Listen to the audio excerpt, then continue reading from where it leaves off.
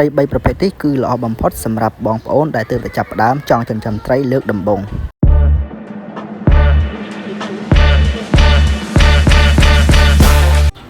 បាទសួស្តីបងប្អូនទាំងអស់គ្នាសូមស្វាគមន៍មកកាន់វីដេអូថ្មី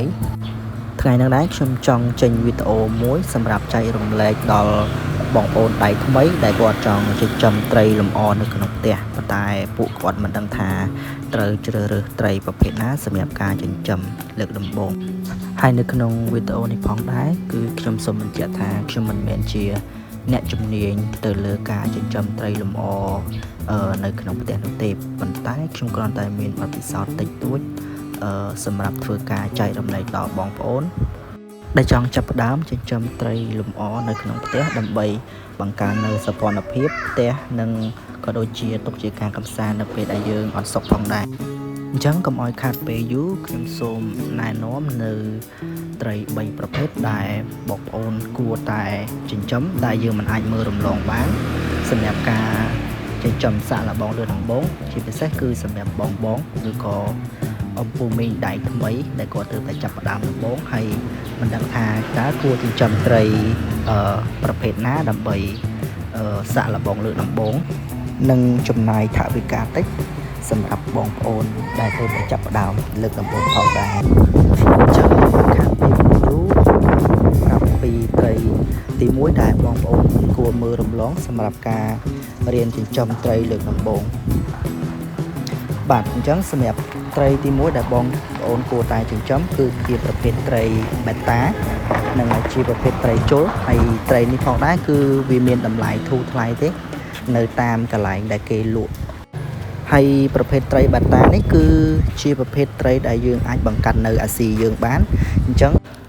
សម្រាប់ការថែទាំគឺវាអត់សូវពិបាកណាស់ទេហើយត្រីបេតានេះក៏វាជាប្រភេទត្រីដែលមិនត្រូវការអុកស៊ីសែន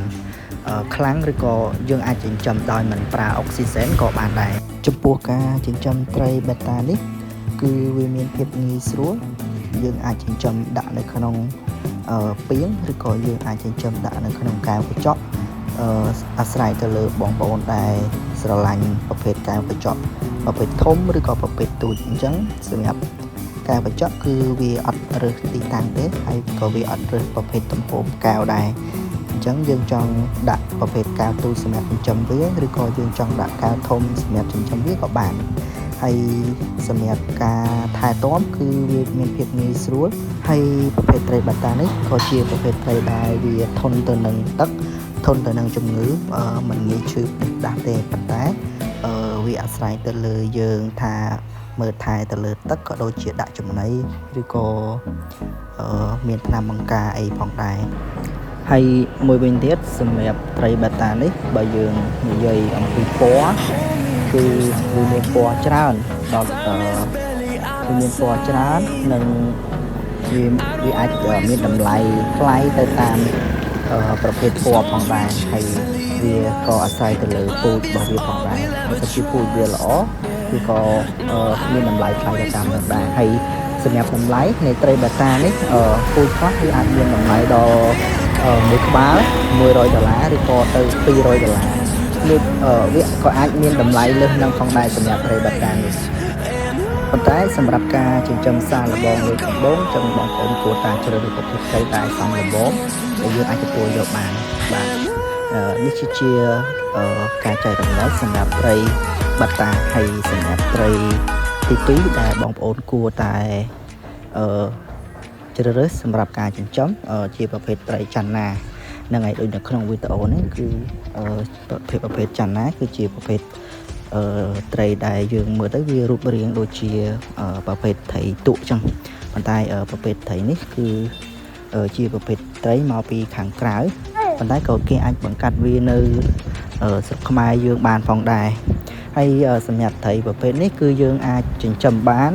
នៅក្នុងទូដែលយើងប្រើប្រាស់ជាមួយនឹងអុកស៊ីសែនក៏ដូចជាថ្នាំបង្ការស្តៀងនឹងត្រីបេតាផងដែរហើយត្រីចន្ទណានេះជាប្រភេទត្រីដែលកាចអញ្ចឹងនៅពេលដែលយើងដាក់វាគឺភាគច្រើនគេដាក់វាតែឯងប៉ុន្តែវាក៏អាចមានប្រភេទត្រីខ្លះអាចដាក់ជាមួយនឹងប្រភេទចន្ទណានេះបានផងដែរ ប៉ុន្តែជាទូទៅគេវាច្រើនដាក់វាតឯងហើយណាមួយវានៅតឯងវាឃើញវាសម្រស់វាកាន់តែស្អាតរំលេចដោយយើងមានdecor នៅក្នុងទូក៏ដូចជាការរៀបចំទូនឹងចម្រុះឲ្យបានល្អទៅតាមហ្នឹងគឺវាអាចរំលេចពណ៌នៅប្រភេទត្រីចណានេះឲ្យកាន់តែមានសម្រស់កាន់តែស្អាតហើយប្រភេទត្រីចណានេះគឺវាមានច្រើនមានពណ៌ច្រើនអញ្ចឹងអាស្រ័យទៅលើបងប្អូនដែលចង់ចិញ្ចឹមហើយប្រភេទត្រីចណានេះក៏វារៀងថ្លៃគួរសមដែរសម្រាប់ការចិញ្ចឹមអាហ្នឹងបើយើងចិញ្ចឹមវាចាប់ផ្ដើមពីធំតែបើសិនជាបងប្អូនខ្វះនៅថវិកាគឺយើងអាចចាប់ផ្ដើមចិញ្ចឹមវាពីទូទៅក៏វាមានតម្លៃគួរសមដែរហើយសម្រាប់ត្រីទី3របស់យើងជាប្រភេទត្រីនៀកគេហៅត្រីនៀកហ្នឹងហើយប្រភេទត្រីនេះក៏វាងាយស្រួលក្នុងការចិញ្ចឹមផងដែរអញ្ចឹងសម្រាប់បងប្អូនដែលចង់ចាប់ផ្ដើមដំបូងអាចមើលទៅលើត្រីនេះបានហើយត្រីនេះជាប្រភេទត្រីដែលថ្លៃដែរប៉ុន្តែសម្រាប់ការចិញ្ចឹមរបស់វាគឺมันសូវជាស្មុគស្មាញអីច្រើនទេយើងមើលថែទឹកឲ្យទឹកដល់ទៅហើយបងប្អូនថ្មីអាចចាប់ផ្ដើម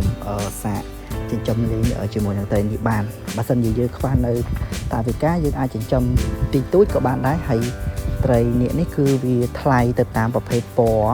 និងប្រវែងរបស់វានឹងឯងប្រវែងកាន់តែវែងពណ៌កាន់តែស្អាតវាមានតម្លៃកាន់តែថ្លៃហើយសម្រាប់ត្រីនេះគឺវាមានឈ្មោះវាប្រភេទពូជគេហៅពូជហ្នឹងឯងមានប្រភេទពូជវាច្រើនទៀតដែលខ្ញុំអត់អាចស្គាល់អស់ទេខ្ញុំស្គាល់បានតែខ្លះទេអញ្ចឹងបើបងសិនជាបងប្អូនចង់ចិញ្ចឹមបងប្អូនអាចsearch រកមើលខ្លួនឯងឬក៏អាចcomment សួរនៅក្នុងវីដេអូនេះខ្ញុំអាចចែករំលែកនៅប្រភេទពូជត្រីសម្រាប់ត្រីនេះឲ្យបងប្អូនបានដឹងផងដែរបាទហើយយ៉ាងណាមិញនេះជាត្រី3ប្រភេទដែលខ្ញុំ recommend ដែលខ្ញុំគិតថាវាងាយស្រួលចិញ្ចឹមសម្រាប់បងប្អូនថ្មីអញ្ចឹងវីដេអូខ្ញុំដូចជាមានតែប៉ុណ្្នឹងទេអញ្ចឹងបើសិនជាបងប្អូនចូលចិត្តនៅវីដេអូរបស់ខ្ញុំសូមជួយចុច like និង comment ខាងក្រោមសម្រាប់បងប្អូនដែលមិនទាន់ចុច subscribe សូមជួយចុច subscribe ផងឬក៏អាចជួយចុច share នៅវីដេអូនេះផងដែរអញ្ចឹងនៅពេលដែលមានវីដេអូក្រោយគឺខ្ញុំនឹងផុសម្ដងទៀតនៅក្នុង channel នេះហើយបងប្អូនដែលចូលចិត្តក៏អាចតាមដាននៅក្នុងវីដេអូនេះបានផងដែរអញ្ចឹងខ្ញុំមានតែប៉ុណ្្នឹងដែរអរគុណច្រើនបងប្អូន